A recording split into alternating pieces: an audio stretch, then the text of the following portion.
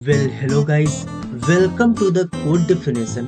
And आज के इस वीडियो में हम लोग बात करेंगे फंक्शंस के बारे में। ये जावा स्क्रिप्ट में फंक्शंस क्या होते हैं एंड कैसे हमें इन्हें यूज करना है एंड कैसे ये हमारे प्रोग्राम को आसान बनाता है एंड ऑर्गेनाइज करता है। तो ये सारी चीजें हम लोग इस वीडियो में कवर करेंगे। लेकिन इससे पहले अगर आप लोग मेरे YouTube चैनल पे नए हैं तो इस चैनल को सब्सक्राइब कीजिए एंड वीडियो को लाइक करना मत भूलिए। तो चलिए शुरू करते हैं।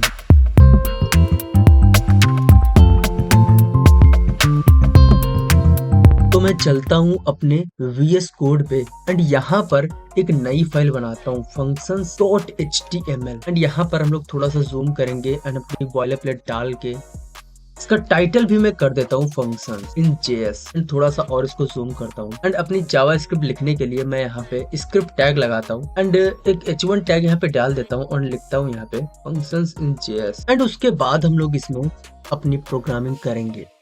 तो यहाँ पर हम लोग समझने वाले हैं फंक्शन।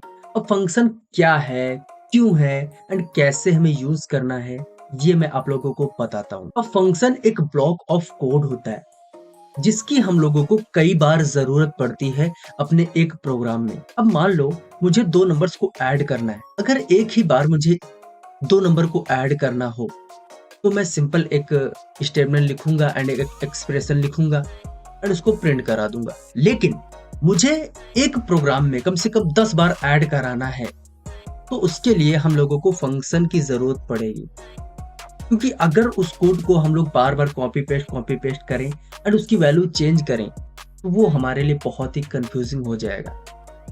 एंड इन चीजों से बचने के लिए हम लोग फंक्शंस का यूज करते हैं। मैं आप लोगों को सिंपल सा एक प्रोग्राम लिख के दिखाता हूँ। अब देखो यहाँ पे मैं क्या करता हूँ, अगर console.log मैं यहाँ पे कराता हूँ हेलो वर्ल्ड सिंपल एंड इसको सबसे पहले मैं लाइव सर्वर से ओपन करता हूँ जिससे ये हम लोगों को कंसोल पे हम लोग देख सकें जो हमारा आउटपुट आता है। एंड यहाँ पर हम लोग कंसोल ओपन कर लेते हैं। अब लोग देखो यहाँ पे हेलो वर्ल्ड लिख के आ रहा है एंड इसमें कोई भी रॉकेट साइंस नहीं लगा है। सिंपल एक हम लोगों ने console.log लिखा है एंड उसमें इसको प्रिंट करा है। लेकिन अगर हम लोग चाहते हैं इसको कई बार प्रिंट कराना तो आप लोग देखो इतनी बार ये प्रिंट होके तो आया है। लेकिन अब यहाँ पे एक प्रॉब्लम आ गई कि मुझे जो वर्ड है, वर्ड की जगह पे मुझे कुछ और ही लिखना था एंड ये करना था हम लोगों को सभी स्टेटमेंट में। तो यहाँ पर हम लोगों को सभी लाइंस में जाके चेंज करना पड़ेगा, वर्ड को कोड करना पड़ेगा एंड एक ही कोड मतलब एक ही लाइन हम लोग बार बार लिख रहे हैं। तो इन सब चीजों से बचने के लिए हम लोग फंक्शंस का यूज करते हैं। अब देखो यहाँ पर अगर हम लोगों को वर्ड जो हम लोगों ने लिखा है उसको चेंज करके हम लोग अगर कोड करें तो ये कितनी जगह पे हम लोगों को चेंजेस करना पड़ेगा। लेकिन फंक्शन मैं बनाता हूँ सबसे पहले। फंक्शन बनाने के लिए हम लोग फंक्शन कीवर्ड का यूज करते हैं। फिर उसके बाद यहाँ पर हम लोग कोई नाम लिखते हैं। ये एक आइडेंटिफायर होता है, हम लोग कोई भी नाम लिख सकते हैं। अब जैसे मैं यहाँ पे लिखता हूँ प्रिंट हेलो एंड उसके बाद हम लोग एक पैरेंथेसिस लगाते हैं एंड उसके बाद यहाँ पर हम लोग कर्ली ब्रैकेट्स ओपन करते हैं। तो यहाँ पे देखो सबसे पहले सिंटैक्स आप लोग देखो, तो यहाँ पर सबसे पहले हम लोग फंक्शन कीवर्ड का यूज करते हैं। फिर उसके बाद कोई फंक्शन का नाम लिखते हैं, ये हम लोग अपने हिसाब से लिखते हैं और उसके बाद इसी से सटा हुआ ये पैरेंथेसिस हम लोग लगाते हैं एंड यहाँ पर हम लोग कर्ली ब्रैकेट्स ओपन करते हैं। अब यहाँ पर हम लोग कोई अगर वेरिएबल ले लें, लेट a इक्वल टू 5, तो ये एक लोकल वेरिएबल है इस फंक्शन के लिए, क्योंकि इसको हम लोग बाहर एक्सेस नहीं कर सकते। हम लोगों ने इसको समझा था जब हम लोग इसको पढ़ रहे थे। तो यहाँ पर ये एक लोकल वेरिएबल होगा एंड इसके अंदर हम लोग लिख सकते हैं console.log एंड इसके अंदर हम लोग लिख देते हैं हेलो वर्ल्ड। एंड हमने इतना कुछ लिखा तो मैं क्या करता हूँ आप लोगों को कंसोल पे दिखाता हूँ। तो आप लोग देखो यहाँ पे हम लोगों को कुछ नहीं दिख रहा है। तो क्यों यहाँ पे कुछ हम लोगों को प्रिंट होके नहीं दिख रहा है ये मैं आप लोगों को बताता हूँ।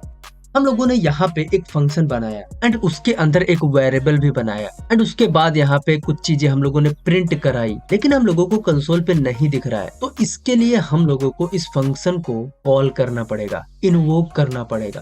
तो इन्वोक कैसे किया जाता है, मैं यहाँ पे लिखता हूँ प्रिंट हेलो एंड उसके बाद हम लोग यहाँ पे पैरेंथेसिस लगाते हैं एंड इससे फंक्शन कॉलिंग की मैं यहाँ पे कमेंट में लिख देता हूँ कि हम लोगों ने फंक्शन डिफाइन किया, यानी एक फंक्शन डिफिनीशन है।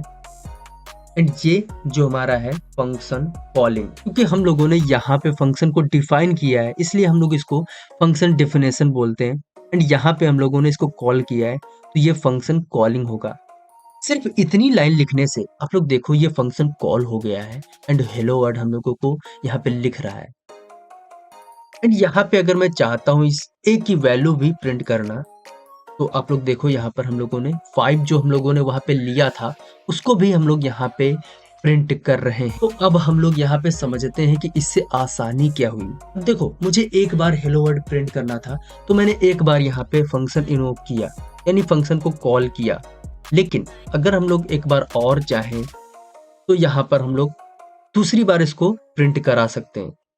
एंड इसी तरीके से अगर हम लोगों को और जितने बार भी इसको प्रिंट कराना है तो हम लोग इसको कॉपी पेस्ट करेंगे इस प्रिंट हेलो को, एंड उसके बाद हम लोग इसको उतनी बार इन्वोक करा सकते हैं। मैं क्या करता हूँ इसको यहाँ पे इतनी बार प्रिंट कर देता हूँ, तो आप लोग देखो यहाँ पर हम लोगों के सामने कुछ इतनी बार ये प्रिंट होके आ गया है। लेकिन अब यहाँ पे एक प्रॉब्लम आ गई, जो कि ये वर्ड लिखा था उसकी वैल्यू हम लोगों को चेंज करना है। तो यहाँ पर हम लोग एक बार इसको चेंज करेंगे एंड सभी जगह ये चेंज हो जाएगा। आप लोग देखो हेलो कोडर्स लिख के आया है। एंड इसी तरीके से हम लोग इसकी वैल्यू भी चेंज कर सकते हैं, तो यहाँ पर सभी जगह इसकी वैल्यू चेंज हो जाएगी। ये तो एक सिंपल हो गया फंक्शन का कि ना हम इस फंक्शन में कुछ दे रहे हैं ना इस फंक्शन से हम लोग कुछ ले रहे हैं। तो यहाँ पर फंक्शन कई तरीके से हम लोग लिख सकते हैं। मैं यहाँ पे कुछ जितने भी फंक्शन कॉल किए हैं उनको मैं यहाँ पे हटाता हूँ एंड अभी हम लोग समझेंगे कुछ और फंक्शंस के तरीकों को। तो यहाँ पर हम लोगों ने एक फंक्शन समझा है, तो इस फंक्शन में ना हम लोग कुछ दे रहे हैं ना इस फंक्शन से हम लोग कुछ आउटपुट ले रहे हैं, सिर्फ एक चीज हम लोग यहाँ पे प्रिंट करा रहे हैं। एंड इसमें जो वैल्यू प्रिंट करा रहे हैं वो भी इसी फंक्शन की एक लोकल वैल्यू है। तो यहाँ पर हम लोग क्या करते हैं, इसको यहाँ पे हम लोग करते हैं कमेंट। अब मान लो हम लोगों को कुछ वैल्यूज को ऐड कराना है, let a equal to 5 and उसके बाद यहाँ पर हम लोग b ले लेते हैं एंड 7। तो यहाँ पर हम लोग दो वैल्यूज को प्रिंट कराना चाह रहे हैं। तो इसके लिए अगर हम लोग फंक्शन लिखें तो हम लोग सबसे पहले यहाँ पे फंक्शन लगाएंगे एंड एक हम लोग नाम दे देते हैं ऐड नम। एंड उसके बाद हम लोग करेंगे क्या, इन दोनों को अगर ऐड कराना है तो मैं क्या करता हूँ a प्लस b एंड इसको किसी वेरिएबल में हम लोग डाल देते हैं, लेट्स सी। तो यहाँ पर हम लोग इसको लॉक कराएंगे c को। तो आप लोग देखो यहाँ पे प्रिंट होके नहीं आया है क्योंकि हम लोगों ने इस फंक्शन को इन्वोक नहीं किया है। तो मैं यहाँ पे इसको कॉल कर लेता हूँ एंड देखो तो यहाँ पे देखो लिख के आ रहा है c is not defined, c is not defined. Okay, यहाँ पे हम लोगों ने स्पेस नहीं दिया है। तो आप लोग देखो यहाँ पे 12 प्रिंट होके आ रहा है, यहाँ पे 12 प्रिंट होके आ रहा है क्योंकि यहाँ पर a एंड b को इसने ऐड किया है एंड यहाँ पे इसको प्रिंट कर दे रहा है। यहाँ पे देखो ये हम लोगों ने ग्लोबल वेरिएबल्स बनाए हैं, इसलिए ये फंक्शन हमारा इन वेरिएबल्स को एक्सेस कर पा रहा है। लेकिन हम लोग चाहते हैं इस फंक्शन में हम लोग अपनी वैल्यू दे इनपुट इस फंक्शन के जरिए। तो यहाँ पर हम लोग a एंड b को पास कर देंगे, इनको हम लोग आर्गुमेंट्स बोलते हैं एंड a एंड b यहाँ पर हम लोगों ने आर्गुमेंट्स में दिया एंड उसके बाद यहाँ पर हम लोग इनको एक्सेस करेंगे। तो कैसे, हम लोग यहाँ पे लिखेंगे x, y एंड यहाँ पर भी हम लोग करेंगे x एंड b की जगह पे y। तो यहाँ पर एक बार हम लोग प्रिंट करके देख लेते हैं। अभी भी यहाँ पे 12 आ रहा है एंड यहाँ पे मैं क्या करता हूँ 10 कर देता हूँ। तो आप लोग देखो यहाँ पे 17 आ रहा है। तो यहाँ पर ये जो हमारा फंक्शन है कैसे काम कर रहा है। अब देखो हम लोगों ने इसका सिंटैक्स तो समझ लिया है। अब यहाँ पर हम लोग इन पैरेंथेसिस एंड इन पैरेंथेसिस को देखते हैं। तो यहाँ पर a एंड b हम लोगों ने वेरिएबल को यहाँ पे दिया, यानी एक आर्गुमेंट के रूप में हम लोगों ने यहाँ पे दिया। तो a में जो वैल्यू है वो 10 है एंड 7 में यानी b में जो वैल्यू है वो 7 है। तो ये हम लोगों ने फंक्शन को कॉल किया है एंड उसी तरीके से ये फंक्शन हम लोगों ने यहाँ पे डिफाइन किया है। तो यहाँ पर a की वैल्यू इस पैरामीटर में आएगी x में एंड b की वैल्यू y पैरामीटर में आएगी। एंड अब यहाँ पे क्या है, a एंड b की वैल्यू यहाँ पे चेंज हो जाएगी x एंड y होके एंड जो इसकी वैल्यू है वो यहाँ पर a की x में एंड b की y में। अब यहाँ पर जो x एंड y है वो लोकल वेरिएबल काम करेगा इन फंक्शंस के लिए एंड इसमें x एंड y को ऐड करेगा एंड c में डालेगा एंड यहाँ पर इसको प्रिंट कर देगा, इसलिए यहाँ पे आ रहा है 17। अब यहाँ पर हम लोगों ने इनपुट दिए इस फंक्शन को, लेकिन यहाँ से हम लोग आउटपुट नहीं ले रहे हैं, सिर्फ और सिर्फ इसी फंक्शन में इसको प्रिंट करा रहे हैं। अब इसके लिए हम लोग यहाँ पे क्या करते हैं कि ये जो हमारा फंक्शन है कुछ रिटर्न करे, तो उसके लिए हम लोग यहाँ पे रिटर्न लगाएंगे एंड सी को यहाँ पे रिटर्न करेंगे। तो आप लोग यहाँ पे देखना हम लोगों को दिखेगा कुछ नहीं, क्यों? क्योंकि हम लोग यहाँ पे सी को रिटर्न करा रहे हैं। अब सी में कोई भी वैल्यू आ सकती है। अब यहाँ पर क्या है, इन दोनों को ऐड करके ही वैल्यू आएगी, यानी 17 आ रही है। तो यहाँ पे बेसिकली सी रिटर्न कर रहे हैं, सी में 17 आया एंड उसके बाद हम लोगों ने यहाँ पे जो कॉल किया था इसको ये रिप्लेस कर देगा, यानी कि सी की वैल्यू जो आएगी वो इसको रिप्लेस करके यहाँ पे आएगी। यहाँ पे जो सी की वैल्यू आएगी उसको हम लोग कैसे दिखाएंगे? अब उसको क्या करेंगे, हम लोग किसी वेरिएबल में असाइन कर लेंगे। मैं यहाँ पे क्या करता हूँ, डी ले लेता हूँ एंड यहाँ पे जो वैल्यू आई होगी वो डी में असाइन हो जाएगी एंड उसके बाद मैं यहाँ पे लॉक कराता हूँ डी को। तो आप लोग देखो यहाँ 17 प्रिंट होके आ गया है। अब यहाँ पर एक बार मैं और समझाता हूँ। देखो यहाँ पे एक फंक्शन हम लोगों ने बनाया एंड इसमें कुछ हम लोगों ने पैरामीटर्स लिए। ये लोकल वेरिएबल की तरह काम करेगा इस फंक्शन के लिए एंड यहाँ पर इन दोनों को ऐड किया एंड सी में असाइन किया एंड रिटर्न कर दिया हम लोगों ने सी को।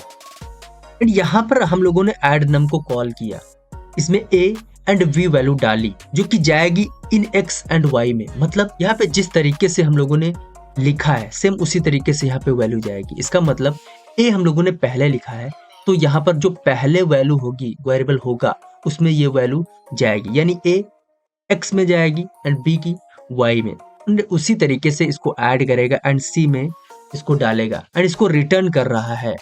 तो यहाँ पे रिटर्न होके जो आएगा वो add num and a b यहाँ तक रिप्लेस करके सी की वैल्यू यहाँ पे डाल देगा एंड इसको हम लोग डी में असाइन कर रहे हैं एंड उसके बाद डी को प्रिंट कर रहे हैं। तो आप लोग यहाँ पे देखो 17 लिख के आया है।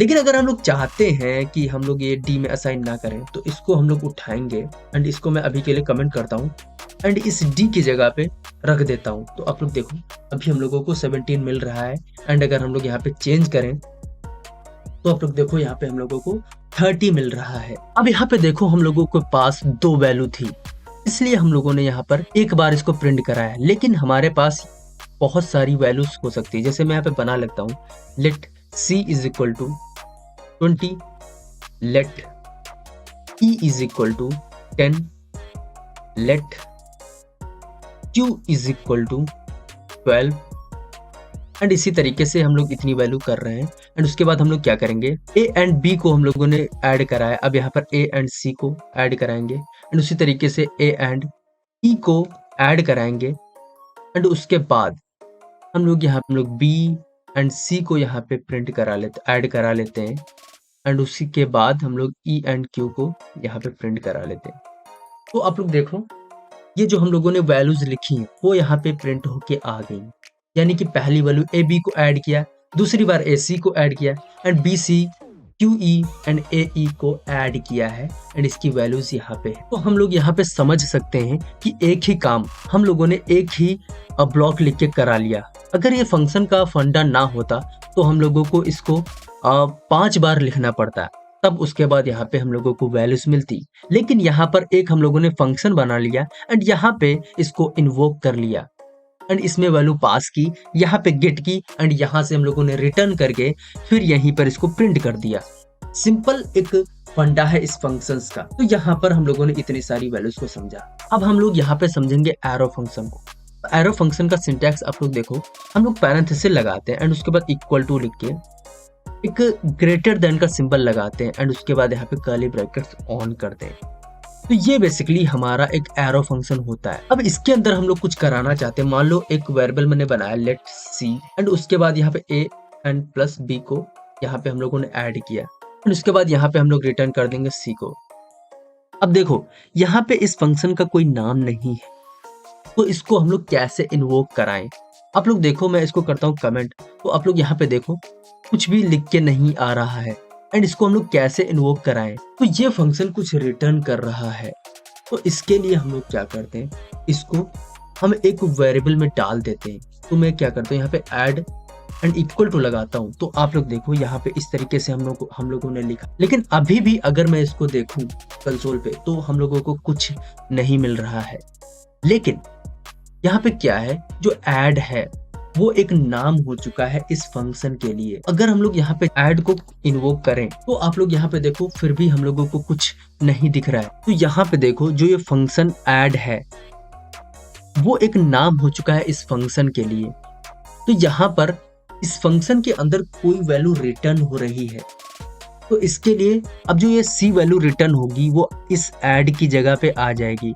तो इसलिए हम लोगों को इसको किसी वैल्यू में स्टोर कराना पड़ेगा एंड प्रिंट कराना पड़ेगा। लेकिन हम लोग इसको डायरेक्ट प्रिंट करा सकते हैं। मैं यहाँ पे लिखता हूँ console.log एंड इसके अंदर मैं यहाँ पे ऐड फंक्शन कॉल कर देता हूँ। तो आप लोग देखो यहाँ पे 30 आ रहा है। एंड इसी तरीके से यहाँ पे चाहें तो हम लोग पैरामीटर भी दे सकते हैं a, b एंड यहाँ पर हम लोग वैल्यू डाल सकते हैं 5, 8। तो आप लोग देखो यहाँ पे ऐड होके आ चुकी है 8 and 5। तो यहाँ पे 13 आ चुका है। एंड इस तरीके से हम लोग समझ सकते हैं इस एरो फंक्शन को। हम लोग आगे भी इस एरो फंक्शन की बात करेंगे। तो यहाँ पर हम लोगों ने सिंपल समझा। अब यहाँ पर फंक्शन दो तरीके के होते हैं। अब एक होता है बिल्ट इन फंक्शन एंड एक होता है यूजर डिफाइंड फंक्शन। अब बिल्ट इन फंक्शन क्या है, जो ये जावा स्क्रिप्ट हम लोगों को फंक्शन देता है, सिर्फ एंड सिर्फ उसको हम लोग कॉल करते हैं एंड हमारा काम हो जाता है। अब जैसे हम लोगों ने एक समझा था अलर्ट, तो अलर्ट एक फंक्शन है जो हम लोगों को जावा स्क्रिप्ट देता है एंड ये क्या करता है, यहाँ पे एक अलर्ट लाता है। तो ये एक बिल्ट इन फंक्शन है क्योंकि हम लोगों को इसको डिफाइन करने की जरूरत नहीं है। एंड यूजर डिफाइंड फंक्शन क्या होता है, हम लोगों ने जो फंक्शन बनाए हैं वो एक यूजर डिफाइंड फंक्शन है क्योंकि ये एक यूजर डिफाइन कर रहा है, यानी कि हम लोग इसको डिफाइन कर रहे हैं एंड हम लोग इसको कॉल कर रहे हैं। तो बेसिकली ये एक यूजर डिफाइंड फंक्शन है एंड जो जावास्क्रिप्ट देता है बनाया हुआ, उसे हम लोग बिल्ट इन फंक्शन बोलते हैं। तो यहाँ पर हम लोगों ने समझा कि फंक्शन क्या होता है जावास्क्रिप्ट में एंड कैसे हम लोग उसे यूज करते हैं। तो आज के वीडियो में इतना ही। मिलते हैं हम लोग किसी अगली वीडियो में। तब तक के लिए bye bye and thanks for watching this video.